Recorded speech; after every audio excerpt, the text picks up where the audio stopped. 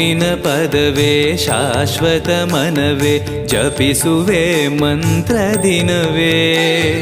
ತರುವಿನ ನೆರಳು ಕೊಡುವಂತ ಸುಖವು ಕೊಡುವನು ಕೃಪೆಯ ದಿನವೋ. ಗುರುವಿನ ಪದವೇ ಶಾಶ್ವತ ಮನವೇ ಜಪಿಸುವೆ ಮಂತ್ರ ದಿನವೇ.